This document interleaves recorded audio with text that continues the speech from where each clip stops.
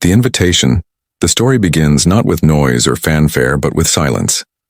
Sundar Pichai was sitting alone in his office late at night, his desk covered with scattered notes from meetings, his phone buzzing every few minutes with reminders he chose to ignore. Outside, the city lights of Silicon Valley glittered like restless stars, each window glowing with ambition, each building whispering its own tale of success and failure. Sundar had seen enough nights like this, quiet, heavy, filled with the weight of leadership. He was a man celebrated across the world for his position, yet in that moment, he felt strangely ordinary, as if he was still the boy walking the crowded streets of Madurai.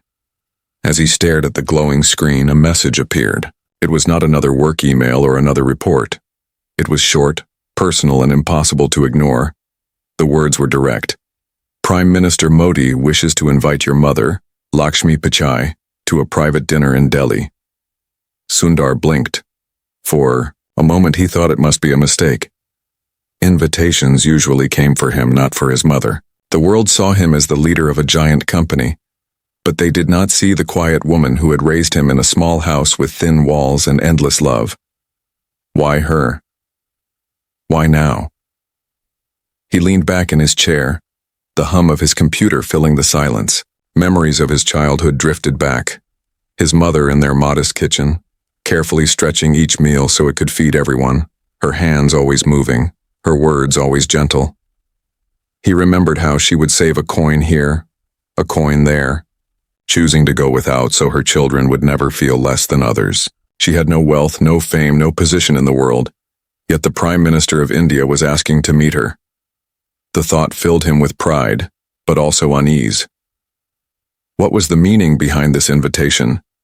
Sundar had been in rooms of power before. He knew how politics could play with symbols, how leaders often use stories to make statements. Was his mother being used as a symbol of humility, of sacrifice, of India's spirit? Or was this something real, something deeper? His heart told him to believe in sincerity, but his mind whispered caution.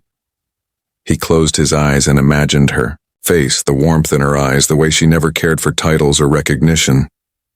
Would she even want this? When he told her about the message, Lakshmi listened quietly. She did not gasp.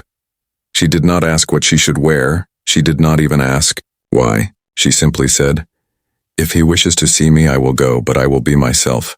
Nothing more, nothing less." Her voice carried no excitement, no fear, only calm acceptance.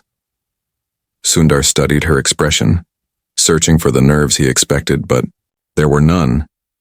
She had faced greater storms in her life, nights without light, days without comfort, and years of waiting for opportunities that seemed too far away. A dinner, no matter how grand, was only another moment to walk through with dignity.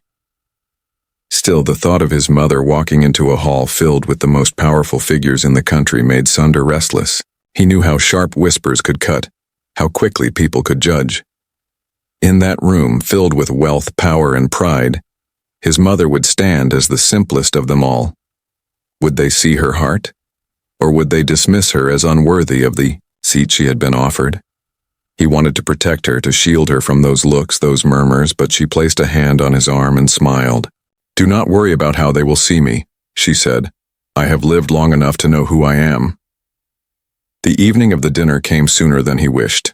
Delhi was alive with its usual chaos: horns, voices, dust, and light. The city seemed to hold its breath for the gathering taking place behind guarded gates. The hall was majestic, its ceilings painted with stories of India's past, its tables prepared for leaders, business giants, and dignitaries who carried the weight of nations on their shoulders. Each detail shimmered with grandeur. Yet in the midst of all the glittering arrangements, there was one chair placed carefully at the Prime Minister's table. It was waiting, not for a politician, not for a billionaire, but for Lakshmi Pichai. As she stepped out of the car, her simple sari flowing in the breeze, Sundar walked beside her, his heart pounding louder than the sounds of the crowd. Cameras flashed, voices called out. But Lakshmi walked with quiet steps, her eyes steady, her posture neither proud nor timid. She carried with her the grace of someone who had nothing to prove and nothing to hide. Sundar could see heads turning, whispers beginning, questions rising in the air. Inside, the atmosphere shifted when she entered. Conversations paused. Curious eyes followed her. At the far end of the hall, Prime Minister Modi rose from his seat. He did not wait for her to reach him. Instead, he stepped forward, closing the distance himself, and with a small smile, he extended his hand to greet her. The hall fell silent. Sundar felt his throat tighten as his mother reached out her hand, her face calm, her spirit unshaken. What happened next was not what anyone in that room had expected. The table of respect. The silence inside the hall was unlike any silence Sundar had ever felt before. It was not the soft hush of a library or the quiet pause of a prayer. It was heavier, sharper, as if every breath and every glance carried its own weight. The moment Prime Minister Modi rose from his chair and stepped forward to greet Lakshmi Pichai, time itself seemed to slow. The guests, men and women who had shaped economies and written policies, watched with disbelief as the most powerful figure in the country reached out not to another head of state, not to a billionaire, but to a woman in a simple sari whose strength had never been recorded in headlines. When their hands met, a ripple moved through the hall. Some smiled softly, touched by the gesture. Others frowned, puzzled, whispering to one another, wondering if they had missed some hidden story. Sundar, standing just a step behind his mother, felt a rush of emotions he could not name. Pride, yes, but also fear, because he knew this moment was more than just a greeting. It was the beginning of something none of them could yet see. Modi did not let the silence linger too long. He turned, still holding Lakshmi's hand gently, and guided her toward the table. It was not just any table. It was the Prime Minister's own, the seat of honor, the place where only the most trusted and respected were ever allowed. And then, in a gesture that would be remembered far beyond that room, he pulled out the chair himself and invited Lakshmi to sit. The sound of the chair sliding against the polished floor seemed louder than thunder. No one spoke. No one moved. Lakshmi hesitated for a brief second, not out of fear but out of humility. She had never been treated this way in her life. Her days had been spent in kitchens, classrooms, and markets. Her dignity shaped not by recognition, but by resilience. She looked at the chair, then at the Prime Minister, and finally at Sundar. Her eyes asked only one question. Should I accept this? Sundar's throat tightened, but he nodded slowly. Yes, he thought. Sit. Because you deserve this more than anyone in this room. When she lowered herself into the seat, whispers began to rise, quiet at first, then louder. One man leaned toward another, his voice sharp. Why her? Another guest shook her head, murmuring, What is the meaning of this? Sundar could feel the waves of skepticism moving through the hall. But his mother sat with a calmness that silenced the doubts within him. She did not look around to measure their stares. She kept her gaze steady, her hands folded neatly in her lap, her presence radiating a kind of strength no one could dismiss. As the dinner began, servers moved gracefully across the room, setting plates with practiced elegance. But though the food was rich and the wine flowed, the true attention of the evening remained fixed on Lakshmi. Every time she lifted her hand, every time she spoke softly to Sundar, eyes followed her. It was not long before Modi himself leaned closer and asked a question that pierced through the tension. His voice was calm, but it carried across the table. Tell me, Amma, what gave you strength when everything was against you? The words struck Sundar like lightning. He had expected polite conversation, perhaps a few gentle remarks about his success, but not this. Not a question that cut directly to the heart of his mother's life. He turned to look at her, uncertain of what she might say. Lakshmi did not answer immediately. Instead, she sat in silence, her fingers brushing the edge of her plate, her eyes distant as if she were walking through the corridors of her own memories. Sundar knew that silence. It was the silence she always carried before speaking of the past, the silence that held stories of days when rice was rationed, when kerosene lamps burned faintly through the night, when hope itself felt fragile. The guests leaned in, curiosity pulling them closer. Some expected a simple answer, perhaps faith, perhaps luck. But Sundar knew his mother. Her words, when they came, would not be rehearsed, nor would they be tailored to impress.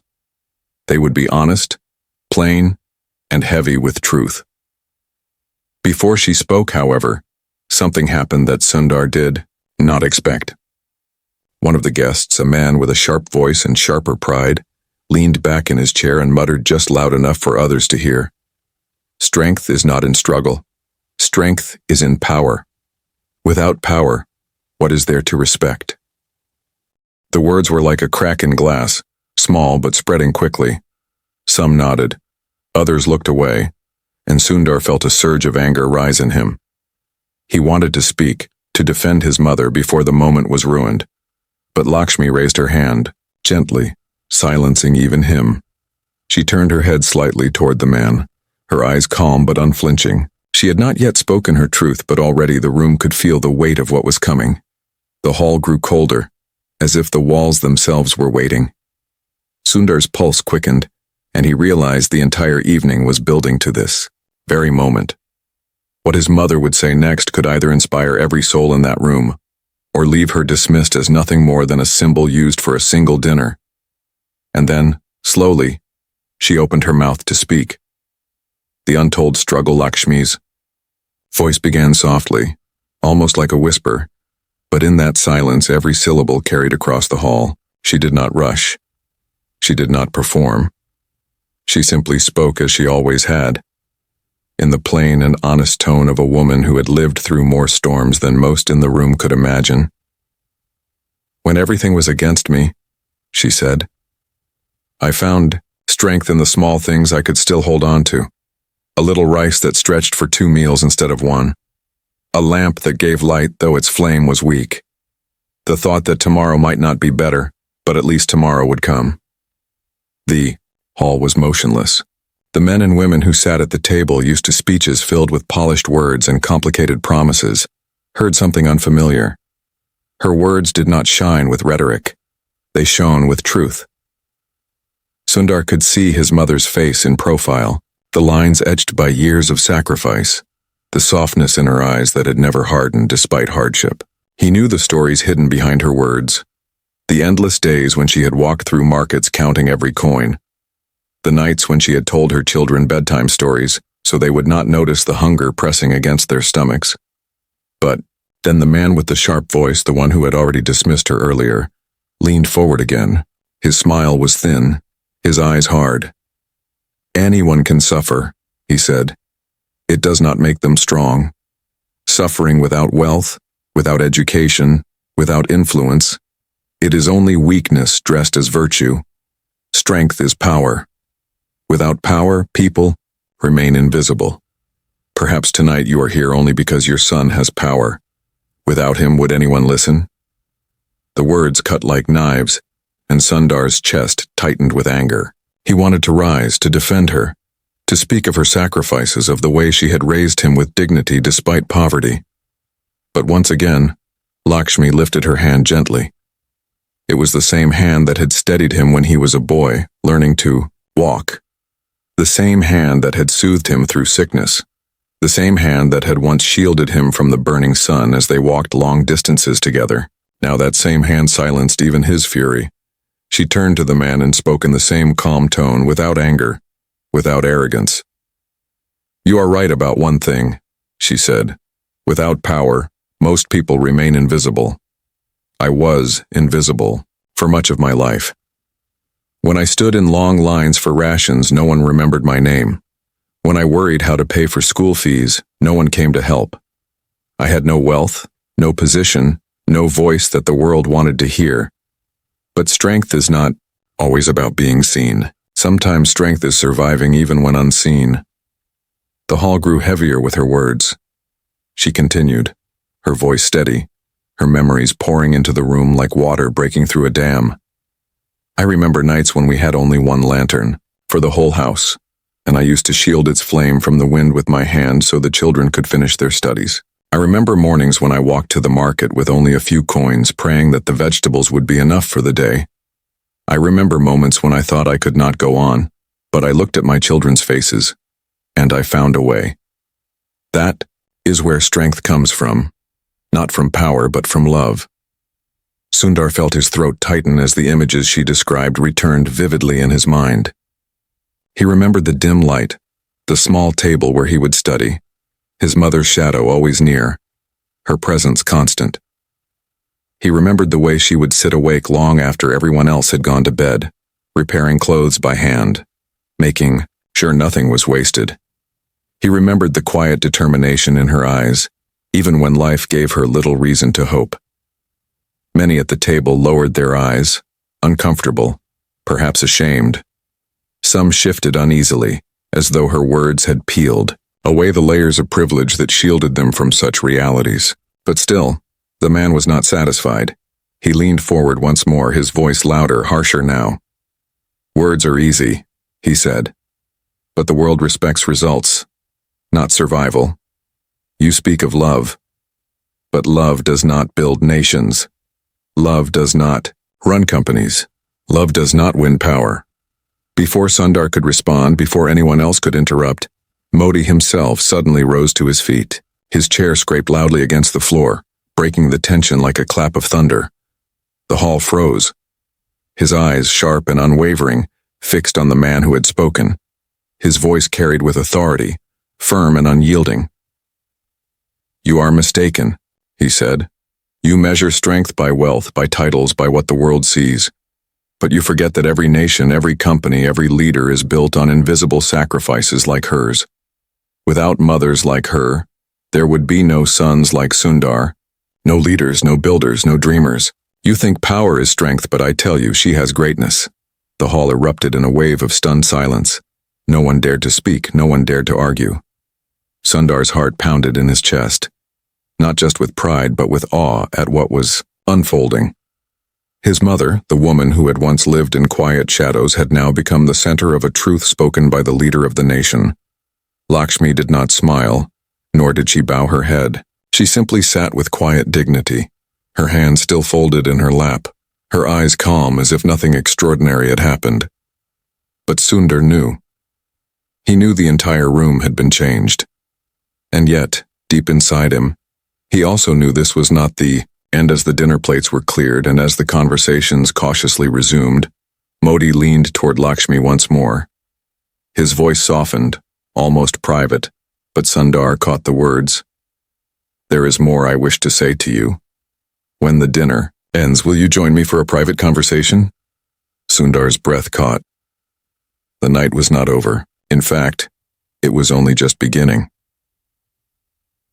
The challenge of pride, the echo of Modi's words, still lingered in the hall like the final note of a song that refused to fade. "She has greatness." That sentence had cut through the noise of pride and arrogance, silencing the man who had mocked Lakshmi and leaving every guest in the room grappling with its weight. But silence in such halls never lasts long. Power does not like to be challenged, and pride, once wounded, often seeks a way to rise again. As the servers replaced the plates with new courses, Sundar could feel the undercurrent shifting. Conversations resumed, but their tone was different. Whispers carried sharpness, glances held unspoken questions. Some looked at Lakshmi with newfound respect, their eyes softening, but others looked at her with envy, their pride unsettled by the sight of a simple woman receiving honor they themselves had sought for years. Lakshmi, however, seemed untouched by all of it.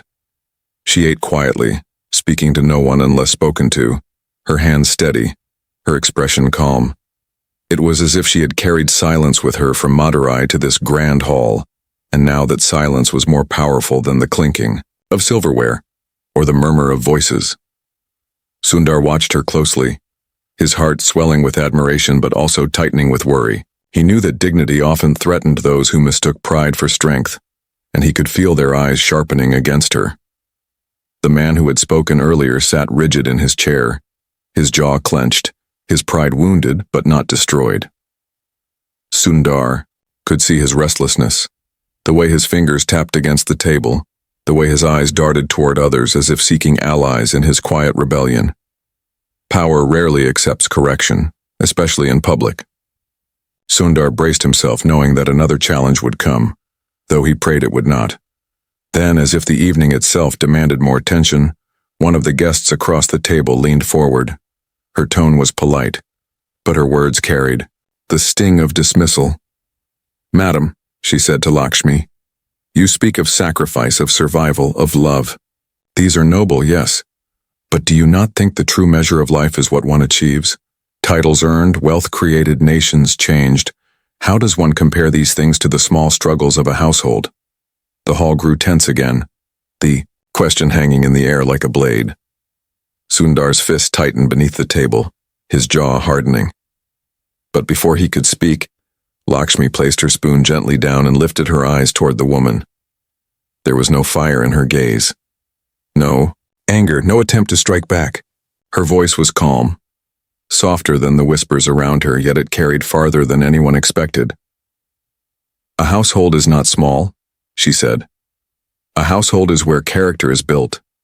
A household is where a child learns to speak truth, to show kindness, to dream even when life is hard.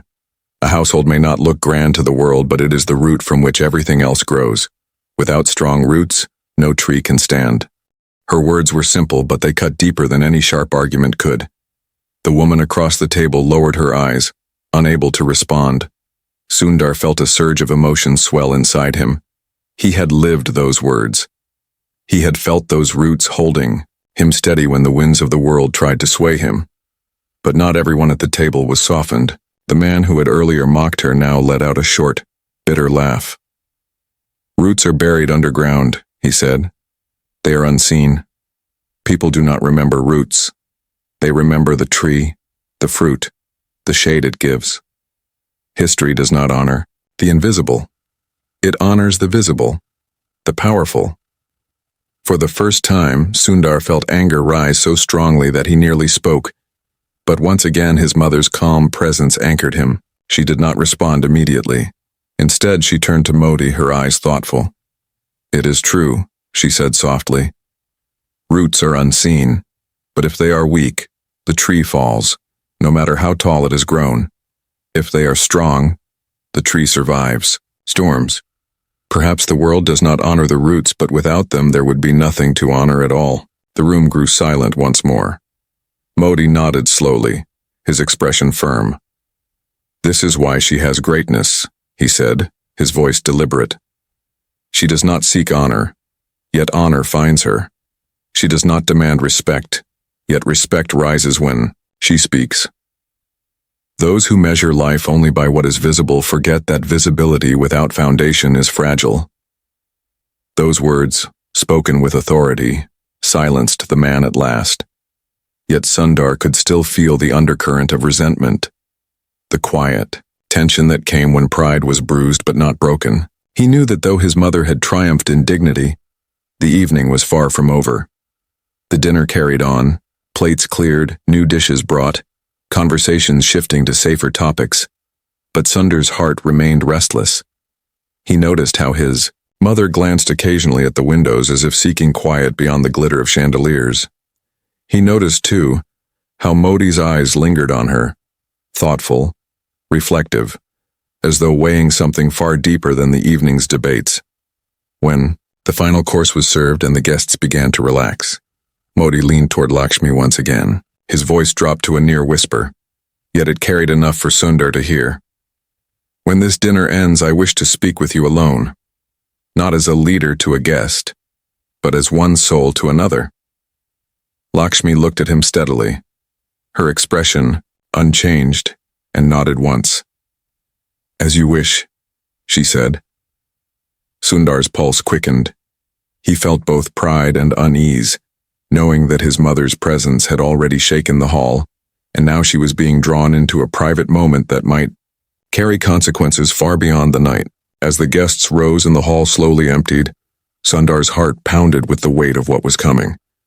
And when Modi finally stood and gestured toward a quiet room beyond the golden doors, Sundar knew that the true reason behind the invitation was about to be revealed. The hidden message, the golden doors closed with a soft thud, sealing away the noise of the grand hall. For the first time that evening, There was silence that did not carry weight, but instead carried intimacy.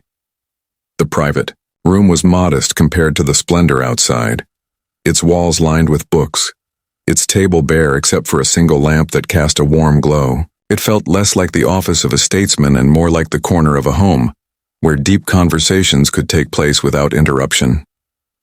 Sundar followed his mother in, his steps careful, his heart heavy with anticipation. Prime Minister, Modi gestured toward the chairs, inviting Lakshmi to sit. Unlike in the hall, there were no cameras, no eyes watching, no whispers filling the air. Only 3 people occupied that room, a leader, a son, and a mother whose story had already touched. The night, Sundar remained standing at first, unsure whether he was meant to join, but Lakshmi placed a hand on his arm and guided him gently to sit beside her. Her gesture carried the same unspoken authority it always had, whether in their small home, in Madurai, or in the presence of the most powerful man in the nation. She was still his mother, and her touch still grounded him. Modi leaned forward, his elbows resting on his knees, his eyes fixed not on Sundar, but on Lakshmi.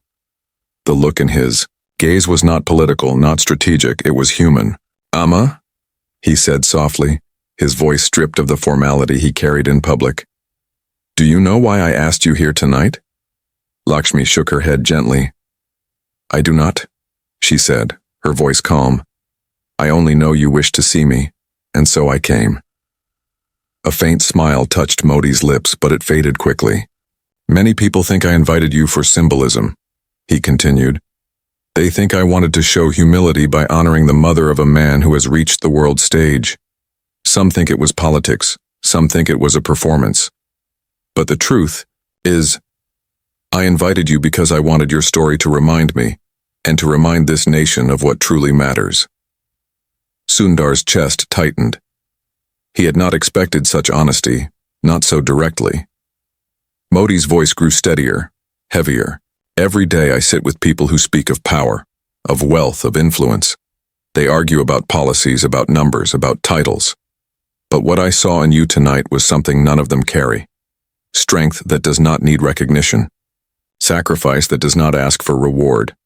Humility that does not perform for applause. This country needs to remember that greatness often begins in the quietest homes." Lakshmi listened silently, her eyes fixed on him, her hands folded neatly in her lap. She did not nod, did not interrupt, did not even shift in her seat. She simply let the words flow, like water filling an empty vessel. Then Modi said the words that made Sundar lean forward in disbelief. "I want you to share your story with the nation." The room seemed to hold its breath. Sundar's mind raced. His mother speaking publicly? She had never been one to seek attention. She had lived her life in simplicity, in private sacrifice. The idea of her standing before millions telling her story felt both impossible and overwhelming. He looked at her quickly, searching for her reaction. Lakshmi did not flinch. Her face remained calm, but her eyes carried a flicker of hesitation. "Why me?" she asked softly. "There are many mothers in this country who have lived harder lives than mine. Many who have sacrificed more, who have carried greater burdens. Why should my story be the one told?" Modi leaned back, his expression thoughtful. "Because you are willing to ask that question," he replied. "Those who chase recognition rarely deserve it. Those who deserve it rarely want it. Your son has become a symbol of India's progress, but behind him stands you, a mother who shaped him with nothing but love, sacrifice, and resilience. The people need to see that success is not built on privilege alone. It is built on values that every family can hold, no matter how poor, no matter how unseen." Sundar's eyes burned with tears he refused to shed. He knew his mother's hesitance came from humility, but he also knew the truth of Modi's words. He had walked the path of success, yes, but it was paved by her footsteps long before his own began. Lakshmi lowered her gaze, her hands tightening slightly in her lap. "I do not know how to speak to a nation," she said quietly. "I am not educated in speeches. My life has been ordinary." "Ordinary is exactly what people need to hear," Modi said firmly. Your voice will not sound like theirs. It will sound like truth. For the first time, Sundar spoke. His voice trembled slightly, but his words were steady.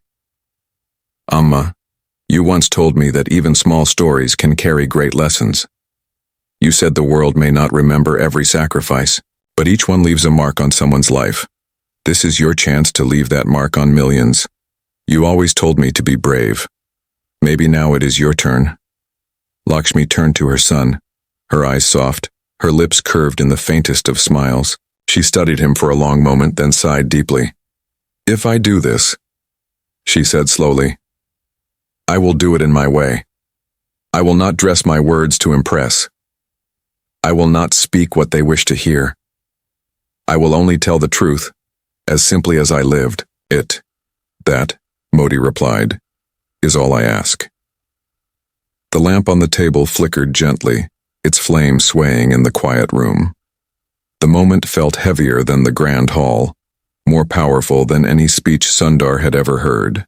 His mother, who had lived her life in the shadows of simplicity, had just agreed to step into the light, not for herself, but for the countless unseen hands that had carried generations forward. As they rose from their chairs and prepared to leave, Sundar realized the night had changed everything.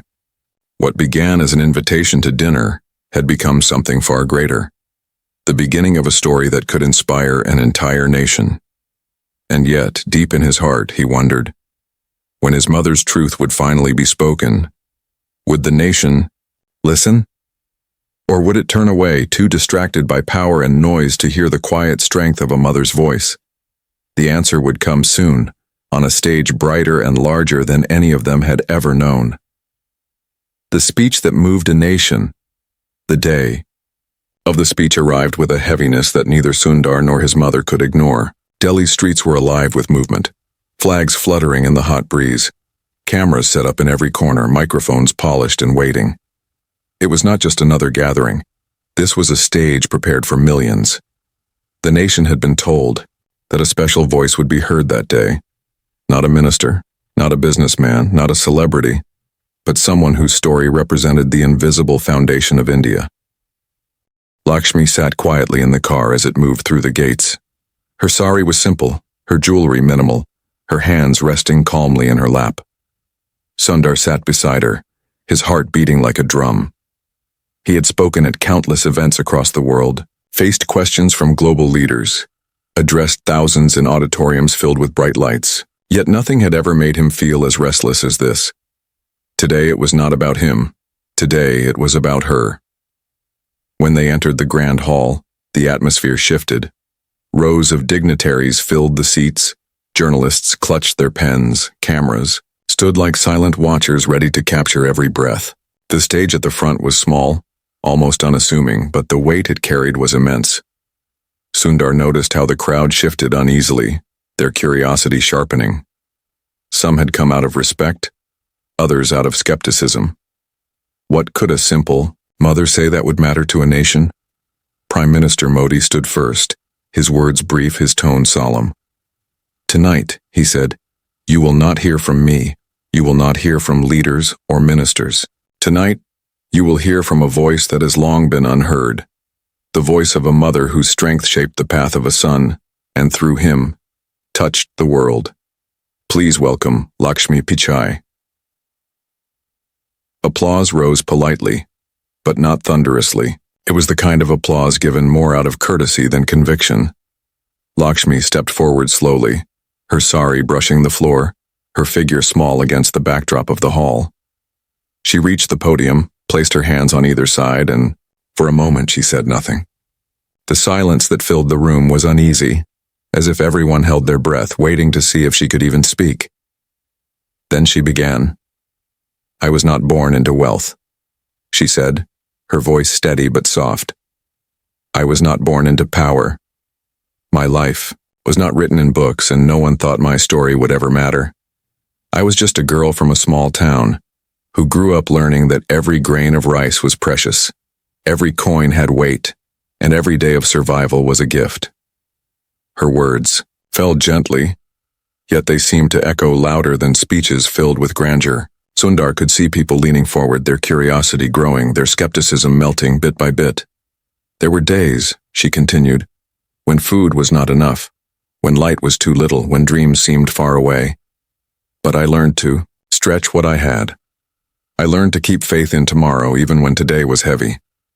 I taught my children to study under dim lamps, to respect what little we had, and to never think less of themselves because of poverty.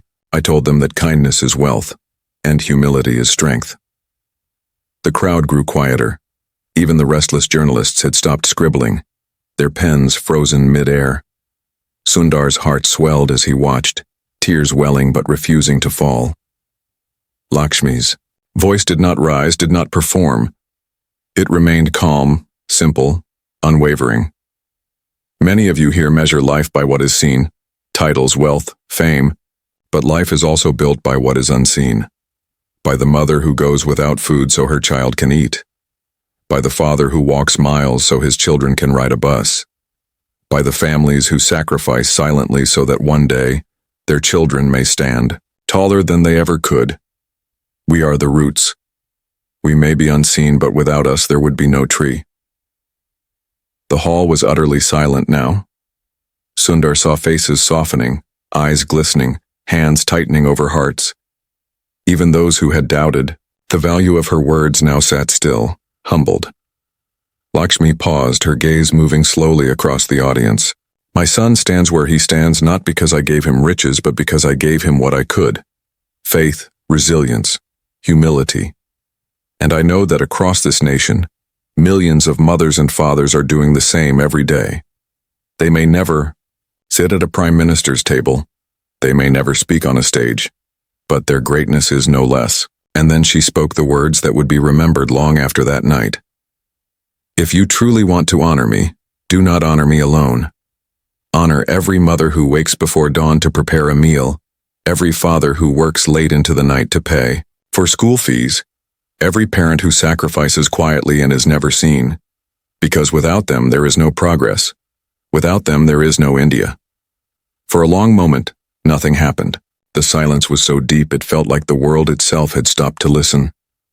Sundar's chest tightened. Had her words reached them? Had they understood? Then slowly, a sound began. A single clap, hesitant but sincere. Another followed, and then another. Within seconds, the hall erupted into thunderous applause.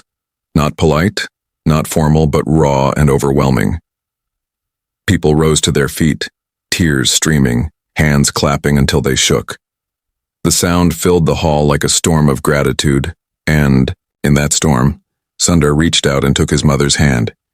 He felt her fingers roughened by years of work, steady and warm. He looked at her, and for the first time in his life he saw the world finally seeing what he had always known, that her greatness was not in her titles, but in her quiet strength, her endless humility, her unwavering love.